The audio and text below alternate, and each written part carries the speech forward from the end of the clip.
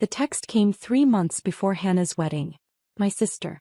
My younger sister by 2 years, who'd always been the golden child, who'd always done everything right. And I was Marcus. The family disappointment who'd dropped out of law school after 1 semester. Marcus, I need to talk to you about the wedding, the text began. Professional. Clinical. Like she was firing an employee she'd never actually met. I was sitting in my chambers at the Ninth Circuit Court of Appeals, reviewing briefs for oral arguments scheduled the following week. The mahogany desk, the leather chair, the view of downtown San Francisco. None of it registered. I just stared at my phone. James's family is, well, they're important. His father is Judge Theodore Whitmore. Federal District Court. His mother sits on the boards of the Symphony and the Children's Hospital. This wedding is a significant social event. I could see where this was going. I'd seen it coming for years. I know this is difficult, but I think it's best if you don't attend. Mom and Dad agree. We can't risk you saying something inappropriate or, I don't know, showing up in one of those thrift store suits you wear. James's family is already concerned about our family's background. Our background. We grew up middle class in Sacramento. Dad was an accountant. Mom was a teacher. We weren't wealthy, but we weren't poor. We were comfortable. Normal. But Hannah had always wanted more. She'd gone to Stanford on scholarship, graduated summa cum laude, landed a position at a prestigious law firm in San Francisco. She'd clawed her way into rooms I'd never thought she'd reach. And she'd met James Whitmore III, associate at another firm, son of a federal judge, heir to old San Francisco money. I typed back, "Congratulations on your engagement. I understand. I hope you have a beautiful day." 3 minutes later, Mom called. "Marcus, honey, you know we love you." "I know, Mom. It's just, this is Hannah's day. And James's family. They're very traditional. Very particular. Hannah's worked so hard to fit in with them. We can't have anything jeopardize that." "I understand. Do you? Because I need you to really understand. Judge Whitmore is one of the most respected federal judges in California. His wife, Catherine, is from one of the oldest families in the state. Their circles are, well, they're not used to people who..." She trailed off. "Who dropped out of law school." I finished. "Marcus, you know that's not what I meant." But it was exactly what she meant.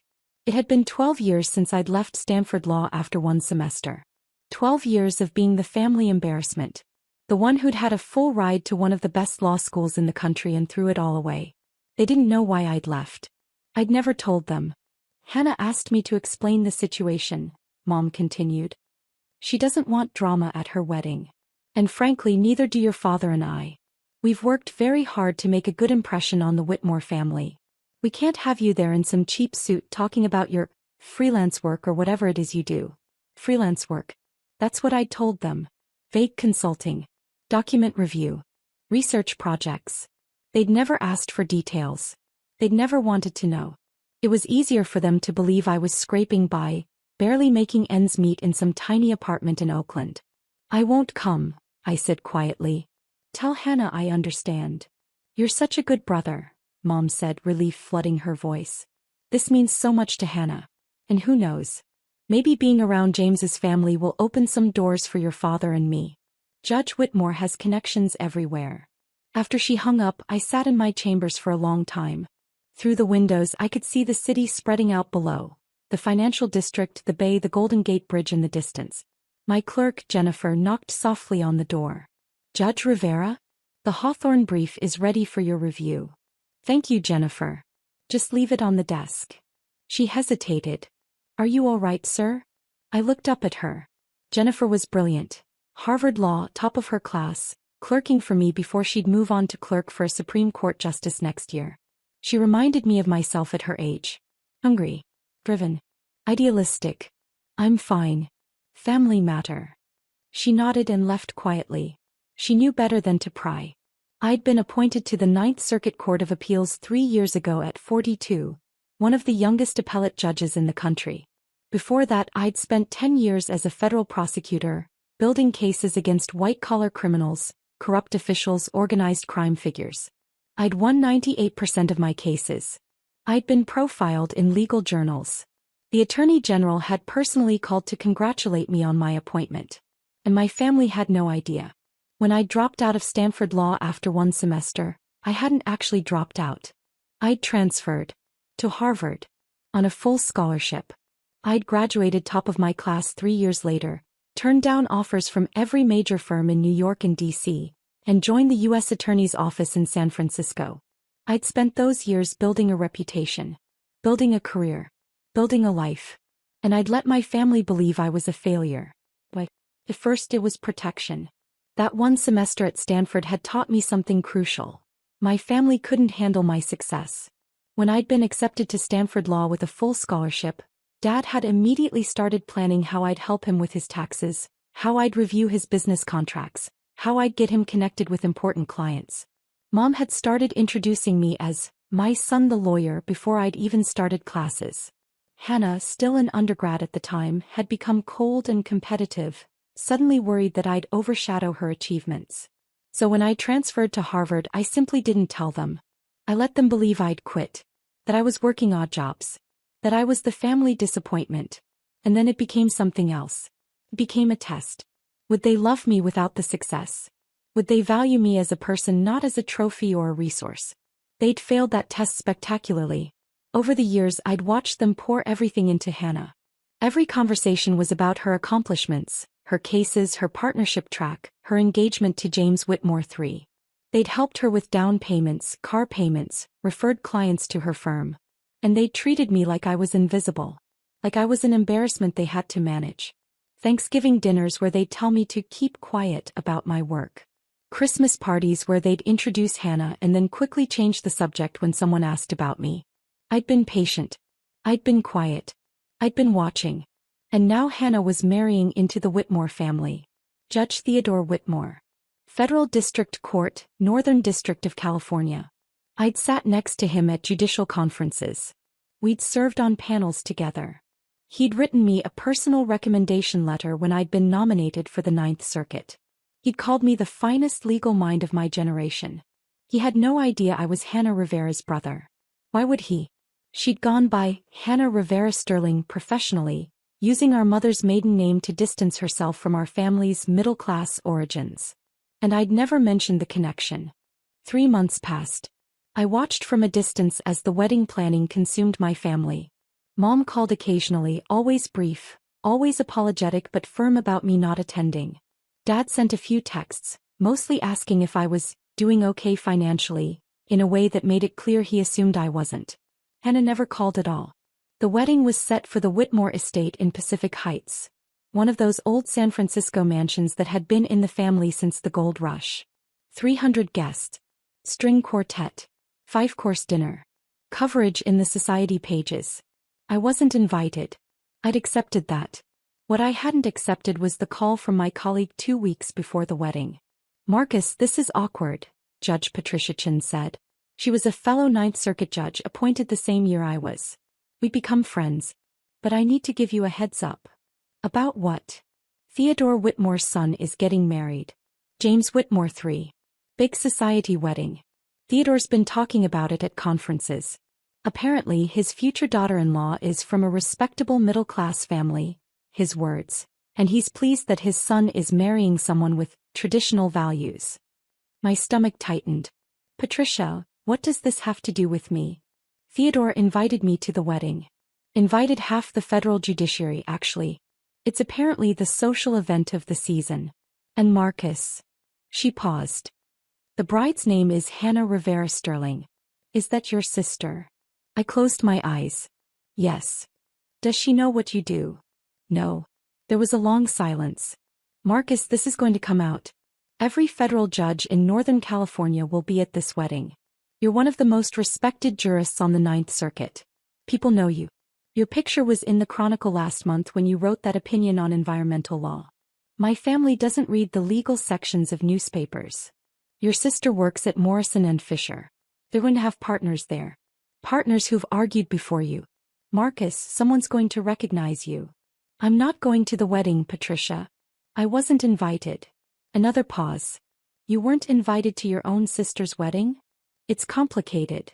Marcus, I've known you for 3 years. You're brilliant, fair, and one of the kindest people I've ever met. And your family doesn't know you're a federal appellate judge. They think I dropped out of law school and work freelance document review. I could almost hear her processing this. Patricia was brilliant.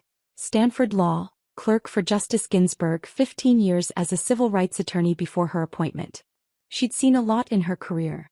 But this seemed to genuinely shock her. Why? She finally asked.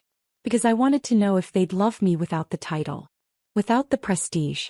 Without the connections. I laughed, but there was no humor in it. Turns out they don't. I'm sorry, Marcus. Don't be. I've known for years. This just confirms it. So you're really not going? I wasn't invited, Patricia. My mother explicitly told me not to come because I'd embarrass them in front of the Whitmore family. That's... She struggled for words. That's horrible. It is what it is. Theodore talks about you all the time, you know. Rivera's opinion on environmental standing was masterful. Rivera's oral argument skills are unmatched. Rivera's going to be on the Supreme Court someday. He has no idea his son is marrying your sister. And I'm not going to tell him. Marcus, you should come to the wedding. You were invited. I'm inviting you as my plus one. You have every right to be there. I thought about it. The confrontation. The revelation. The look on Hannah's face, on my parents' faces when they realized who I was. What I was.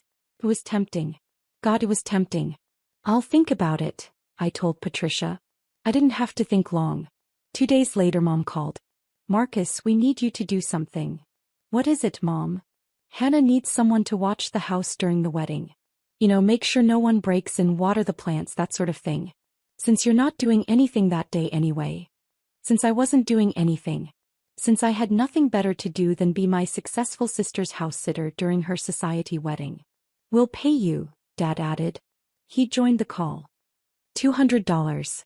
That should help with your rent. $200. I made $220,000 a year as a federal judge. I owned a 3-bedroom condo in Russian Hill worth $2.3 million.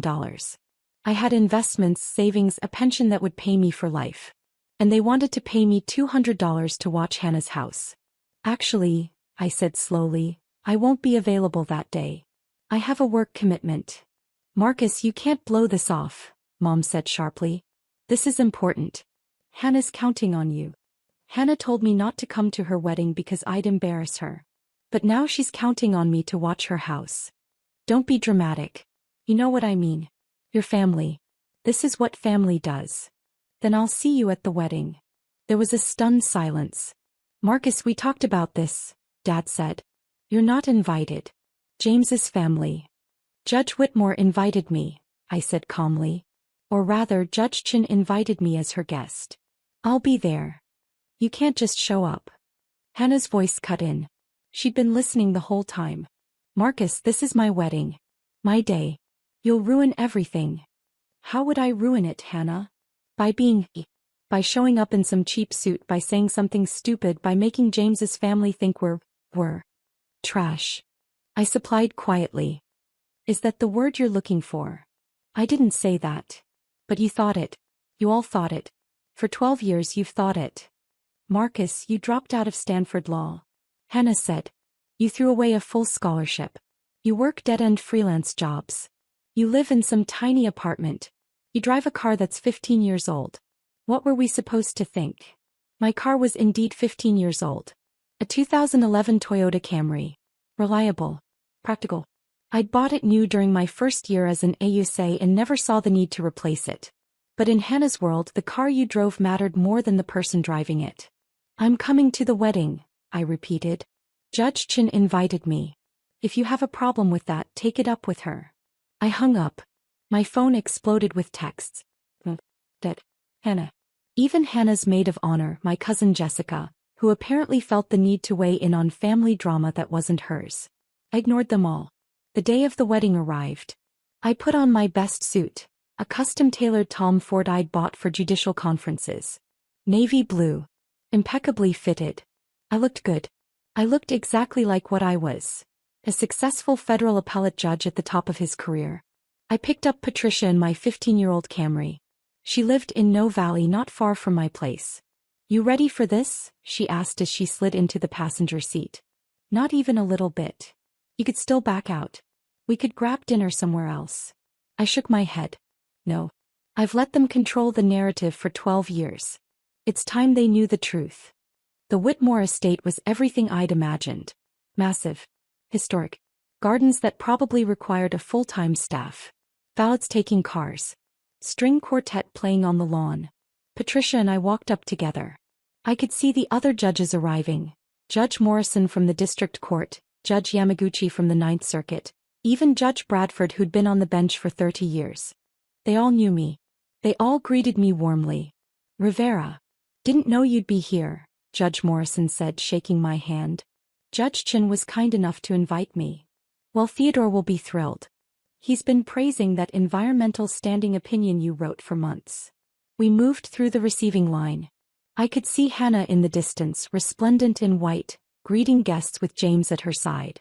I could see my parents, dressed in formal wear that probably cost them more than they'd normally spend on clothes in a year, trying desperately to look like they belonged. They hadn't seen me yet. I stayed in the crowd, letting Patricia navigate us to our assigned table. Table 4. Right up front. Because we were sitting with the federal judges. Table 16 way in the back near the kitchen was where my parents were seated. With distant relatives and friends of friends. The filler guests. If they'd only known. The ceremony was beautiful. I'll give Hannah that. She'd always had exquisite taste. The venue, the flowers, the music. Everything was perfect. James looked proud. Judge Whitmore looked proud. My parents looked nervous, sitting in their distant seats, trying not to draw attention to themselves. And then came the reception. We were seated at our table when I saw Mom's face across the room. She'd spotted me. I watched the confusion, then the shock, then the absolute horror cross her features as she realized I was not only there, but seated at one of the best tables in the house. She whispered urgently to Dad. He turned. His expression mirrored hers. Hannah hadn't seen me yet. She was too busy greeting the important guests at the front tables. The partners from her firm. The politicians. The society figures. The people who mattered. Dinner was served. 5 courses, each more elaborate than the last. The judges at my table were good company. We talked about recent cases, upcoming arguments, changes in federal procedure. Rivera, your dissent in the Martinez case was masterful, Judge Yamaguchi said. Scalia-level precision. Thank you, Judge. Though I wish it had been the majority opinion. Give it time. Your reasoning will win out. It always does. I saw Hannah's head turn. She'd heard my name. She was scanning the room trying to locate me. Our eyes met across the reception hall. I watched her face go through several emotions in rapid succession. Confusion, recognition, disbelief, horror. She said something to James. He looked confused. She pointed at me, clearly agitated. James looked over, saw me sitting with the federal judges, and his confusion deepened. Then I saw him lean over and whisper something to his father. Judge Theodore Whitmore turned in his seat. He saw me. His face lit up with genuine pleasure. He stood. He walked across the reception hall toward our table. Hannah tried to stop him. I saw her grab his arm, saw her saying something urgent.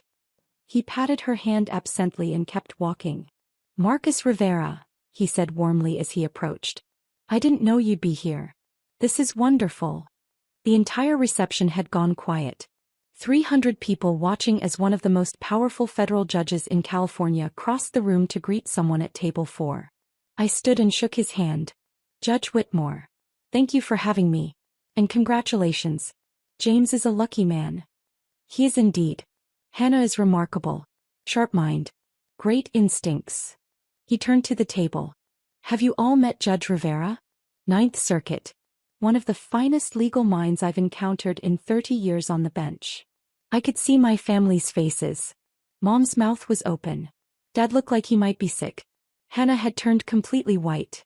Actually, I said carefully, I should mention, Hannah is my sister. Theodore Whitmore stopped mid-sentence. He looked at me. Looked at Hannah. Looked back at me. Your sister? Hannah Rivera is your sister. Sir. Hannah Rivera Sterling, professionally. But yes. My younger sister. But. He was genuinely confused. She never mentioned. She talked about her family, but. He trailed off. Of course she'd never mention me. I was the embarrassment. The dropout. The failure she had to hide from her prestigious in-laws. It's complicated, I said quietly. Theodore's expression shifted. He was a smart man. A federal judge who'd spent 30 years reading between lines, spotting what wasn't said.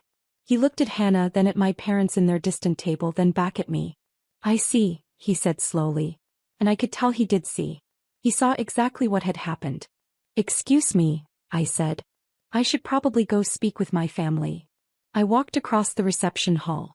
Every eye was on me. 300 people watching the family drama unfold. I reached my parents' table. They were frozen, staring at me like I was a ghost. Mom.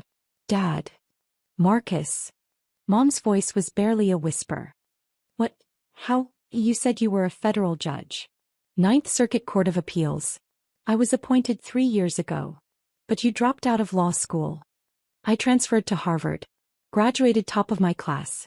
Spent 10 years as a federal prosecutor. Then I was appointed to the appellate court. Dad's face was red. Angry? Embarrassed? I couldn't tell. And you never told us? I did tell you.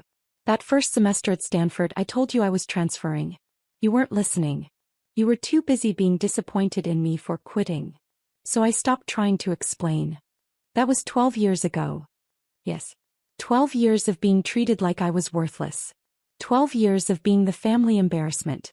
12 years of watching you pour everything into Hannah while treating me like I didn't exist. We thought you needed tough love. Mom said. We thought you'd thrown your life away. So you punished me for it. For 12 years. And you never once asked if there might be more to the story. You never once considered that maybe, just maybe, you didn't have all the facts. Hannah appeared at my shoulder. Her face was blotchy, her eyes wet. Marcus, please. Don't do this here. Don't ruin my wedding. I turned to look at her. My brilliant, ambitious, ruthless little sister. Ruin your wedding? Hannah, I was invited here by Judge Chin. I've been sitting with federal judges having perfectly pleasant conversations about case law and legal procedure. I'm not the one making a scene. You should have told me. You should have told us. Why? So you could use my connections? So you could brag about having a federal judge in the family? So you could leverage my position the same way you're leveraging James's family. She flinched like I'd slapped her. I wanted to know if you'd love me without the title, I said quietly. If you'd value me as a person, as your brother, without the prestige or the connections or the money. And you couldn't. You didn't. You've treated me like garbage for 12 years because you thought I was beneath you. We didn't, Mom started. You told me not to come to my sister's wedding because I'd embarrass you. You offered me $200 to watch Hannah's house like I was the hired help. You've spent 12 years making sure I knew exactly how little I mattered to you. If we'd known, Dad began. If you'd known I was successful, you would have treated me differently. I understand that. But don't you see? That's exactly the problem. Your love, your respect, your attention, it's all conditional. It's all based on what I can do for you, what status I can bring to the family, what doors I can open. Theodore Whitmore had followed me. He stood a few feet away watching. His face was grave. James, he called to his son. Come here, please. James hurried over, confused and worried. Son, did you know Hannah's brother was Judge Marcus Rivera? Ninth Circuit Court of Appeals. James shook his head. She said her brother dropped out of law school. That he did freelance work. She seemed embarrassed to talk about him.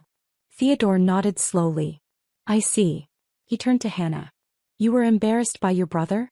By one of the most respected federal appellate judges in the country? By a man I've personally called one of the finest legal minds of his generation. Hannah couldn't speak. She just stood there, tears running down her face. Judge Whitmore, I said quietly, this is between me and my family. I apologize for disrupting your son's wedding. Marcus, may I call you Marcus? Judge Rivera seems too formal for family occasions. I nodded. Marcus, you've disrupted nothing. You were invited here by Judge Chin. You've been a perfect guest. Your family, however. He looked at my parents, at Hannah. Your family has some explaining to do. He gestured to one of the staff. Please escort Mr. and Mrs. Rivera and their daughter to the library. I think we need to have a conversation. Theodore, we don't need to, Hannah started. We do, he said firmly. James's wedding day or not, we absolutely do need to have this conversation. Because the woman my son is marrying just told me that her brother, a federal appellate judge, dropped out of law school and was too much of an embarrassment to invite to her wedding. We moved to the library. Theodore, his wife Catherine, James, Hannah, my parents, me. Patricia had followed at a discreet distance, positioned to intervene if needed. Theodore closed the doors. Someone explain this to me. Because right now, it looks like Hannah deliberately misrepresented her family situation to my son. And that's a problem. I didn't lie. Hannah protested. I thought Marcus had dropped out. I thought he was. You thought wrong, I said. Because you never asked.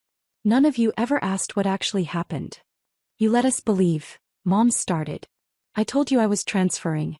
You chose not to believe me. You chose to see what you wanted to see, the disappointing son who'd thrown his life away. It fit your narrative better. It made Hannah look better by comparison. So you went with it. Catherine Whitmore spoke for the first time. Her voice was cold. Are you telling me that you've been treating your son, a federal appellate judge, like a failure for over a decade? Mom couldn't meet her eyes. And you, Catherine turned to Hannah, you were so embarrassed by your brother that you told my son he'd dropped out of law school? That he wasn't suitable to attend your wedding? Mrs. Whitmore, Hannah's voice broke. I didn't know. I really didn't know. Did you ask? Catherine's question was sharp. Did you ever, in 12 years, ask your brother what he was actually doing? Silence. I didn't think so. Catherine looked at her husband. Theodore, I think we need to reassess some things. Theodore nodded. He looked tired. Disappointed. James, I think you and Hannah need to have a serious conversation about honesty and family values. James looked shell-shocked. Dad, Not now, son. But soon. These are not the values we raised you with. And they're not the values I expect in my daughter-in-law. He turned to me. Marcus, I owe you an apology. I've sat next to you at conferences. I've praised your work. I've considered you a friend and colleague. And I had no idea you were being treated this way by your own family. You didn't need to know, Judge Whitmore. This isn't your problem. It became my problem when my son married into this family. And it's my problem now because I have a great deal of respect for you, and I'm genuinely angry on your behalf. He looked at my parents. You should be ashamed of yourselves. Dad found his voice. We made a mistake. We see that now. But Marcus, you have to understand. I understand perfectly. You're upset because you just found out I could have opened doors for you. You're upset because you just realized how useful I could have been. You're not upset because you hurt me. You're upset because you missed out on 12 years of connections. The truth of it hung in the air like smoke. Marcus, Mom said desperately, we love you. We've always loved you. No, you haven't. You've loved the idea of me. You loved me when you thought I was going to be a successful lawyer you could brag about. And then when that didn't happen, or when you thought it didn't happen, you discarded me. You loved Hannah because she was everything you wanted in a child. Successful. Connected. Upwardly mobile. I was just the reminder of failure. That's not fair, Hannah started. Fair? You told me not to come to your wedding, Hannah. You told me I'd embarrass you. You offered to pay me $200 to watch your house because you thought I was poor and desperate. And now you're upset because it turns out I'm more successful than you are. She flinched. It's not a competition. It's always been a competition. You made it one. Every family dinner, every holiday, every conversation, you made sure everyone knew how well you were doing and how poorly I was doing. You made sure everyone knew you were the success and I was the failure. Theodore cleared his throat. I think this is a conversation you all need to have privately. But I want to be very clear. James, your wedding day aside, this situation is troubling. Hannah, if you want to be part of this family, you need to address how you've treated your brother. I didn't know. Hannah said again, tears streaming down her face. You chose not to know, Catherine said coldly. There's a difference. We left the library. The reception was continuing, but the mood had shifted. Everyone knew something had happened. The judges at my table looked at me with sympathy. The other guests were whispering. Hannah tried to salvage the evening, but it was impossible. The damage was done. James looked at her differently now. Theodore and Catherine kept their distance. And my parents sat at their back table, stunned and silent. I found Patricia. I think it's time to go. You sure? We haven't had cake yet. I'm sure. As we walked out, Theodore caught up with us. Marcus, wait. I turned. I meant what I said in there. I have tremendous respect for you. As a jurist, as a colleague, and now, knowing what you've endured from your family as a person. You've handled this with remarkable grace. Thank you, Judge Whitmore. And Marcus? Your family's loss is the legal community's gain. We're lucky to have you. I nodded, not trusting myself to speak. Patricia drove us home in silence. We stopped at a bar in North Beach, ordered drinks, and sat without talking for a long time. You okay? She finally asked. I don't know. Ask me in a week. That took courage, what you did. Or stupidity. I'm not sure which. Courage, she said firmly. Definitely courage. The next morning, I woke to 47 missed calls and 126 text messages. Dad, Hannah, even James.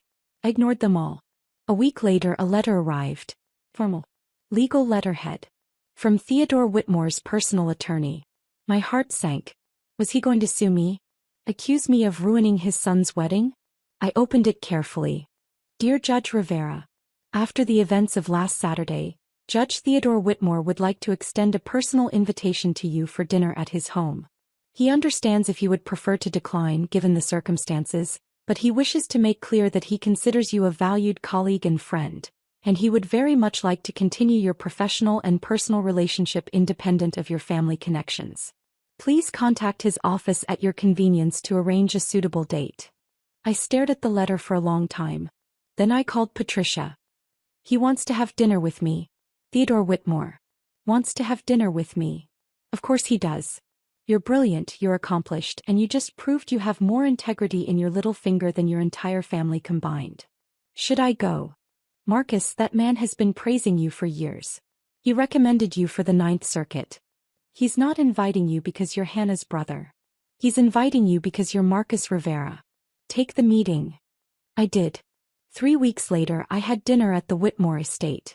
Theodore, Catherine, James, no Hannah, no my parents. We talked about law, about upcoming cases, about the challenges facing the federal judiciary. It was professional, respectful, pleasant. At the end of the evening, as I was leaving, Theodore walked me to the door. Marcus, I need to tell you something.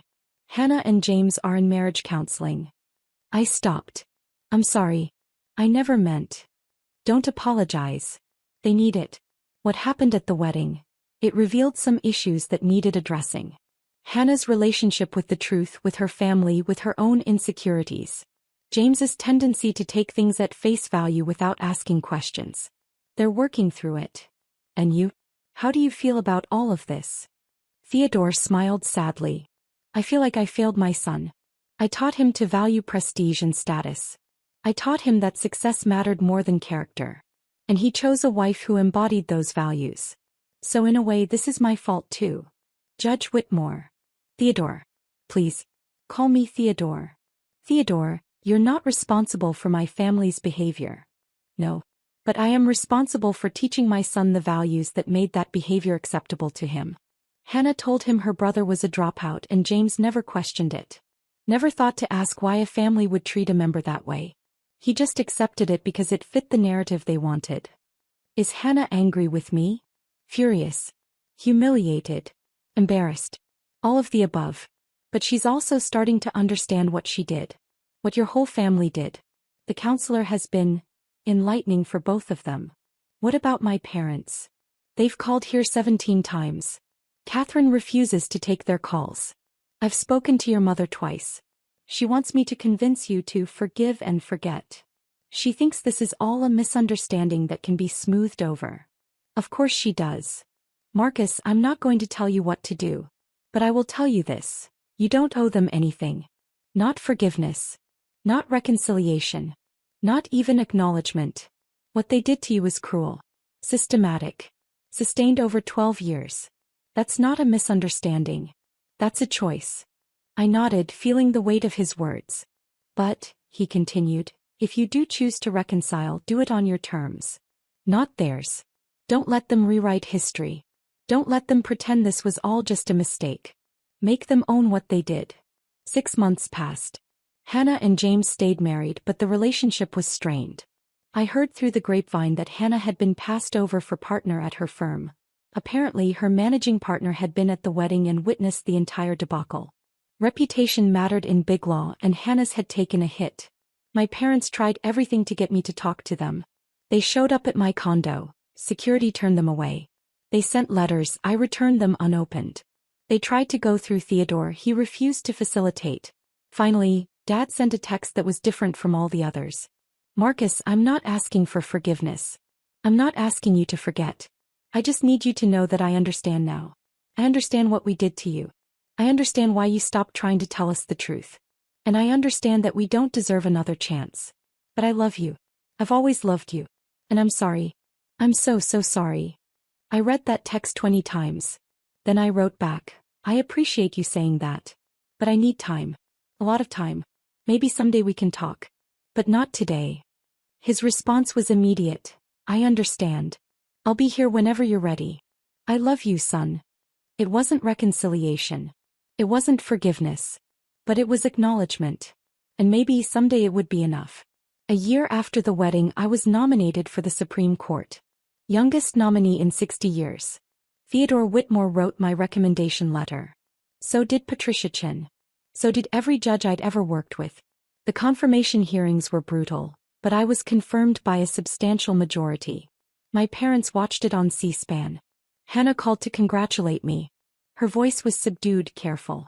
Marcus, I know I don't deserve to say this, but I'm proud of you. Thank you. I've been in therapy, working through a lot of things. About myself. About our family. About what I did to you. That's good, Hannah. I don't expect you to forgive me. I just wanted you to know that I understand now. I understand what I did. And I'm sorry. I'm so sorry. I know you are. Can I ask you something? Why didn't you ever fight back? Why didn't you just tell us the truth? Force us to see. I thought about that for a long time. Because I wanted you to choose to see me. Not because I made you. Not because I proved something to you. I wanted you to look at me, Marcus, your brother, your son, and decide I was worth knowing. Worth respecting. Worth loving. Even if I had dropped out of law school. Even if I was working freelance document review. I wanted you to value me as a person, not as a credential. He was crying now. We failed that test, didn't we? Yes. You did. I'm sorry. I know. We hung up. I didn't know if we'd ever have a real relationship again. But at least now she understood what had been broken. What had been lost. I sat in my new Supreme Court office. Larger than my Ninth Circuit chambers with a better view, more history, more weight. I thought about that terrified 22-year-old who'd left Stanford Law after one semester because his family's expectations were suffocating him. That kid had made the right choice. He'd chosen truth over appearances. He'd chosen integrity over approval. He'd chosen himself. And now, 30 years later, sitting in the highest court in the land, I knew one thing with absolute certainty. I'd rather be unloved for who I really am than loved for who they wanted me to be. That was the real victory. Not the nomination. Not the career. Not the vindication. The real victory was knowing finally that I was enough. Exactly as I was. And I always had been.